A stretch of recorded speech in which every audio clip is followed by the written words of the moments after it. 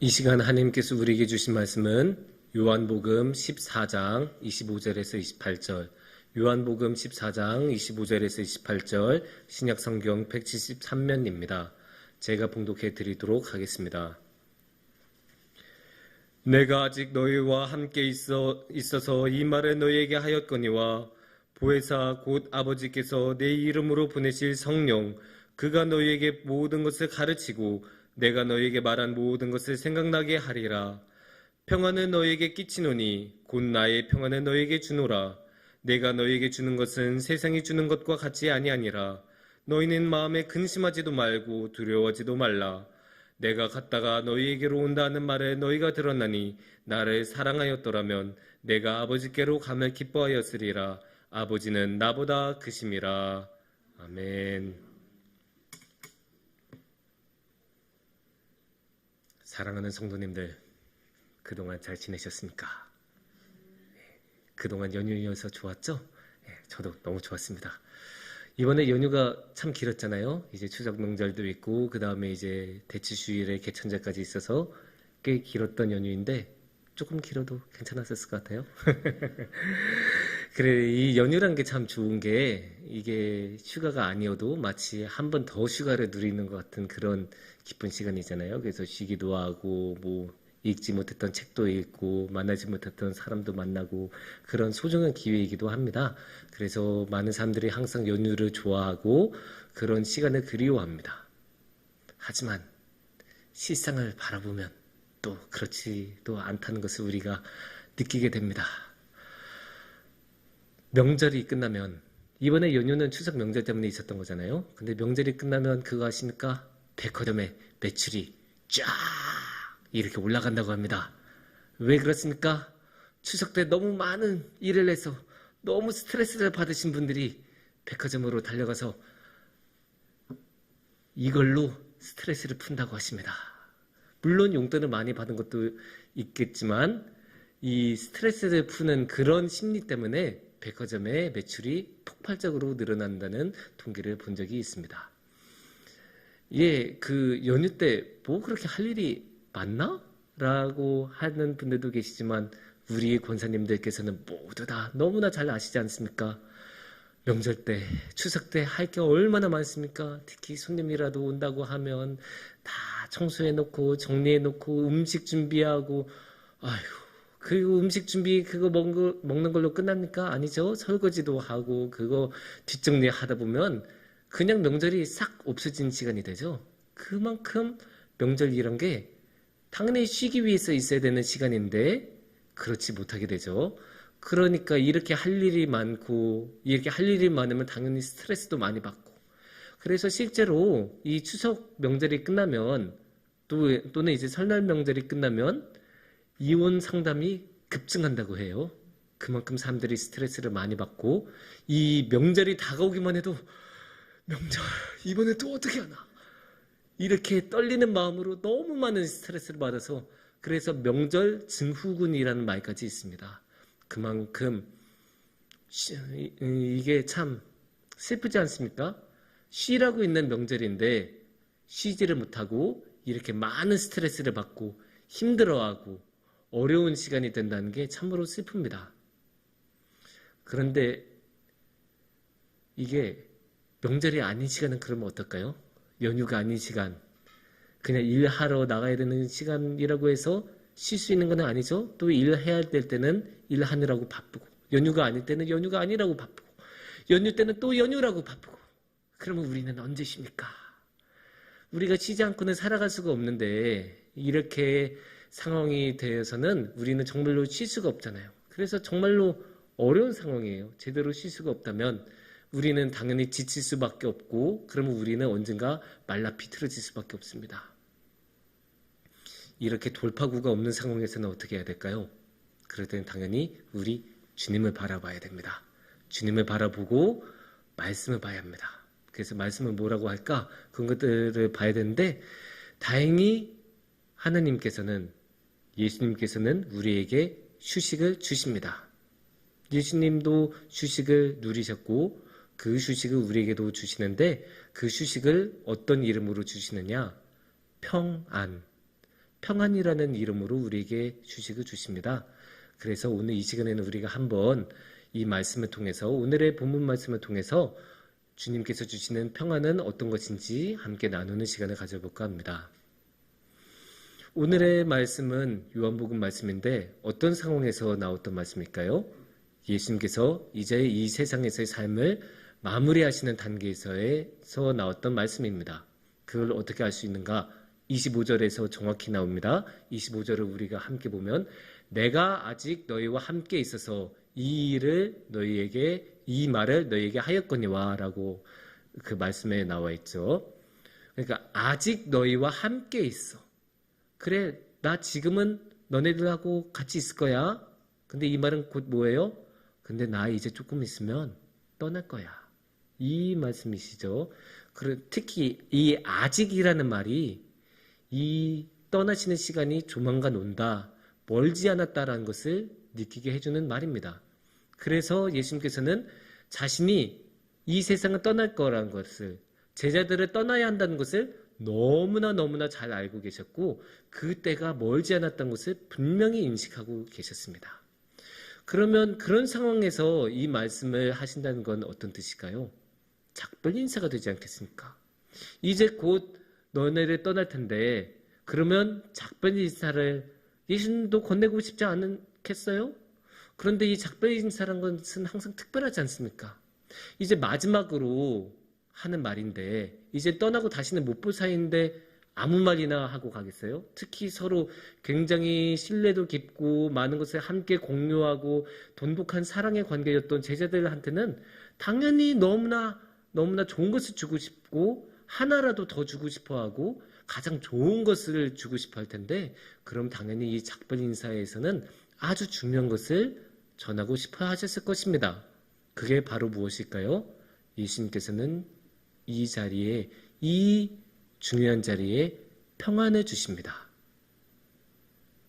그게 어디 나와 있을까요? 27절에 정확히 나와 있죠? 27절 전반부를 보시면 평안을 너에게 끼치노니 곧 나의 평안을 너희에게 주노라. 이렇게 말씀하고 계시죠? 나의 평안을 너희에게 준다. 이게 주님의 선물이에요. 작별 선물이죠. 물론 예수님께서는 평안을 자주 이야기하셨어요. 말씀 같은 데 보면 인사말처럼 평안을 이야기하기도 하고 그래서 다른 성경의 구절들에서도 인사말에 꼭 평안이 등장하는 경우, 평안, 평강 이런 단어가 등장하는 경우가 굉장히 많이 있습니다.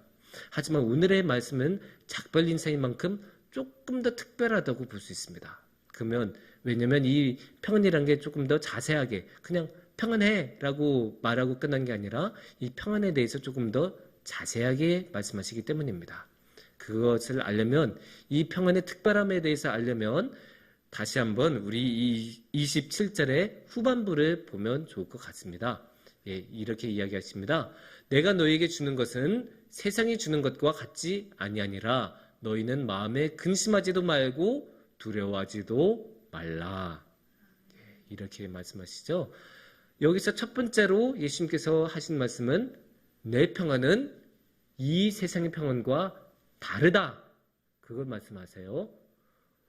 거기까지는 좋습니다. 근데 그러면 무엇이 다른지 알아야겠죠? 뭐가 다른지 알아야 진짜 다른지 아닌지를 우리가 이해를 하고 납득할 수 있지 않겠습니까?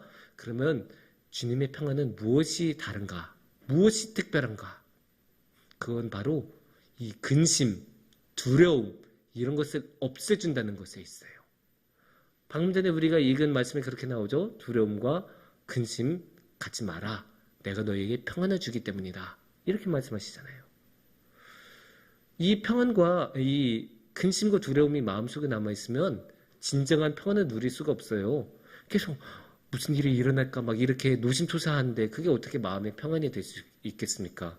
정말로 우리가 조금의 두려움도 없을 때 그때 정말로 마음이 깨끗하고 이 잔잔한 호수처럼 평안하지 않겠습니까?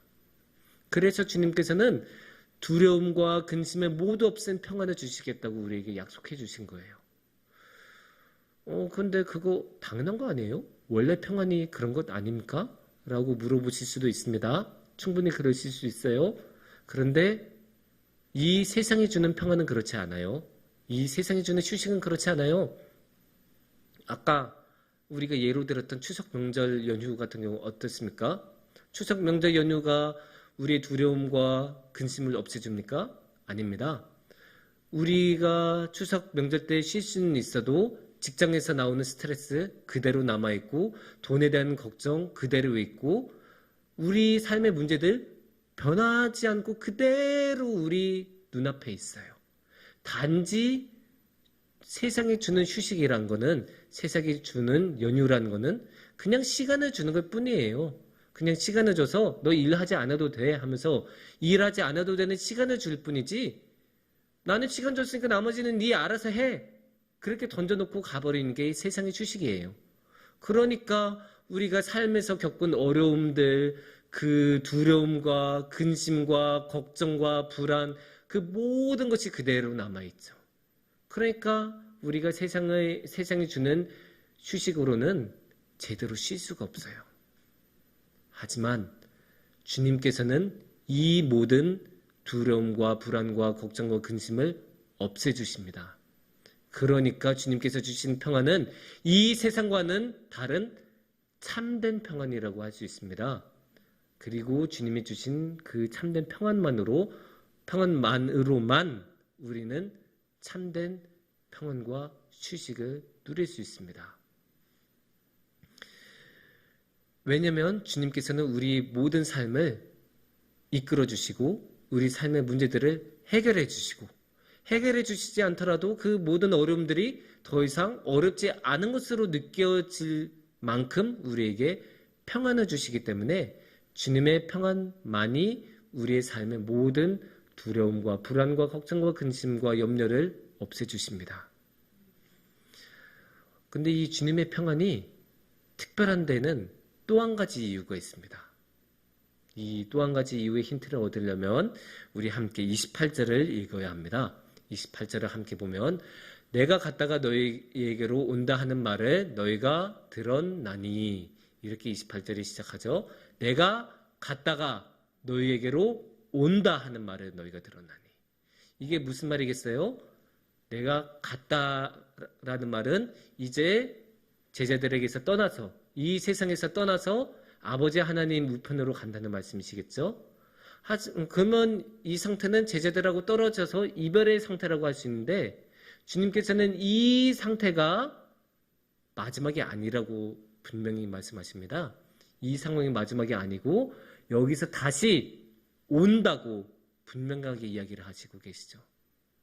이게 굉장히 중요하죠. 예수님께서 그냥 가버리시고, 나 십자가 졌으니까 나 할 일 다 했어, 안녕, 나중에 천국에서 보자, 이렇게 끝나신 게 아니고 예수님께서는 분명히 우리 위해서 다시 와주신다고 하십니다. 그게 주님의 약속이고 우리를 버리지 않으셨다는 굳건한 증거입니다. 그런데 여기서 그러면 평안은 뭐랄까요?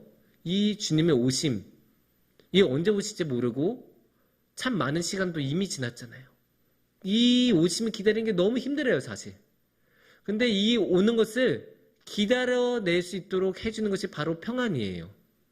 우리가 평안한 마음으로 흔들리지 않고 주님에 대한 신뢰를 끝까지 갖고 주님을 다시 만나고 기다리게 하는 힘, 그게 평안입니다. 그러니까 이 평안이란 건 다시 오시는 예수님, 그러니까 하나님 나라로 다시 오시는 예수님하고 연결이 되어 있고, 그래서 이 평안은 하나님 나라를 기다리게 하는 힘, 즉 하나님 나라의 평안이라고도 이야기할 수 있습니다. 이게 정말로 중요한 게, 사실 우리가 참된 평안은 하나님의 나라에서만 우리가 누릴 수 있죠. 왜냐하면 이 세상에서는 정말 악한 것도 너무나 많고 우리 안에도 악한 게 너무 많고 막 그러다 보니까 주님께서 은혜를 그렇게 많이 부어주셨어도 우리가 그 은혜를 헛되이 쓰고 악용하고 그런 경우가 얼마나 많이 있습니까?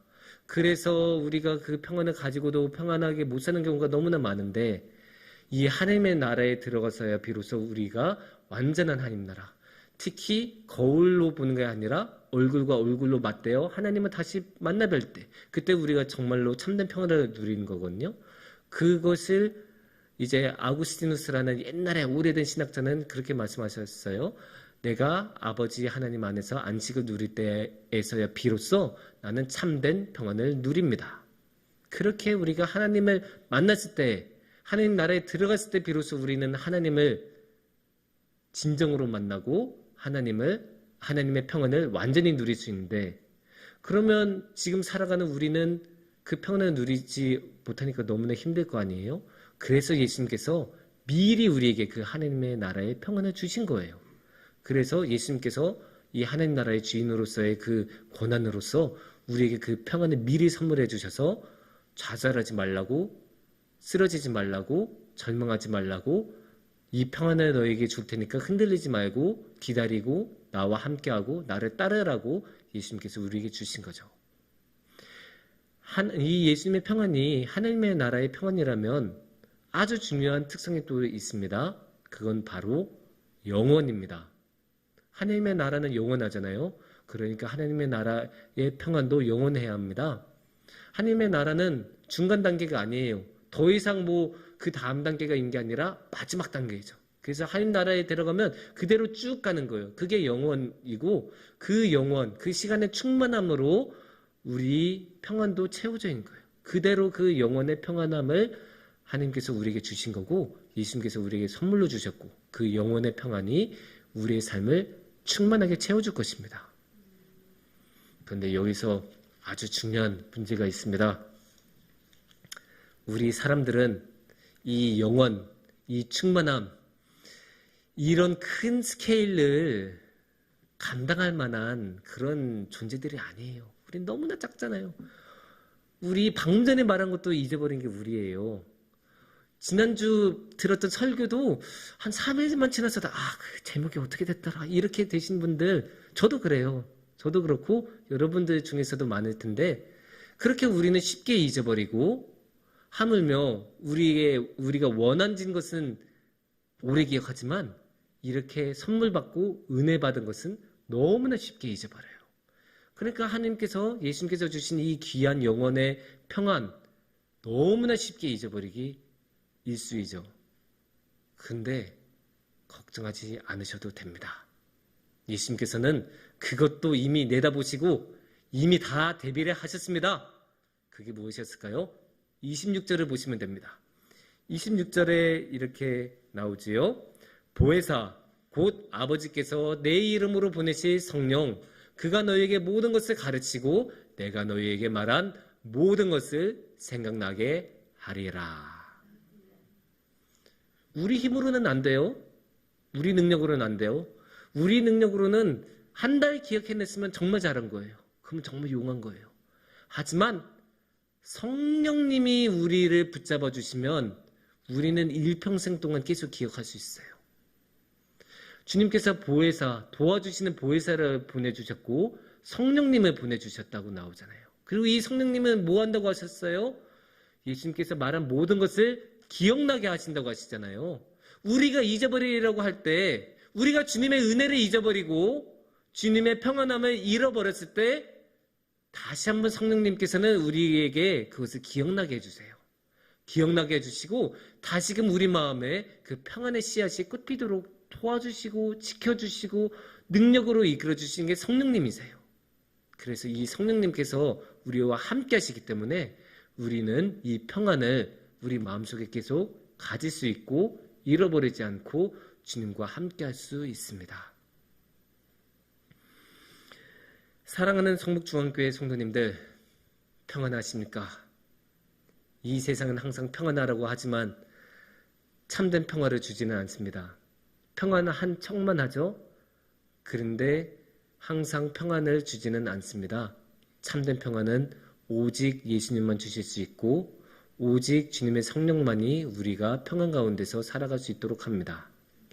물론 이 평안을 계속 붙잡고 살아가는 건 너무나 어렵습니다. 그만큼 우리는 너무나 약하고 이 세상은 너무나 악하기 때문입니다. 하지만 우리가 그럼에도 불구하고 기도로 주님께 나아가고 주님께서 주신 성령님과 함께 하신다면 우리 마음은 여전히 주님께서 주신 그 영원한 평안으로 충만할 것입니다. 기도하겠습니다. 사랑이 많으신 하나님, 은총이 많으신 하나님, 우리는 참 약한 존재입니다. 그래서 조금만 무언가를 하더라도 꼭 쉬어야 하고 휴식을 취해야 합니다. 하지만 안타깝게도 이 세상에서는 그 어디에서도 평안함을 얻을 수 없습니다.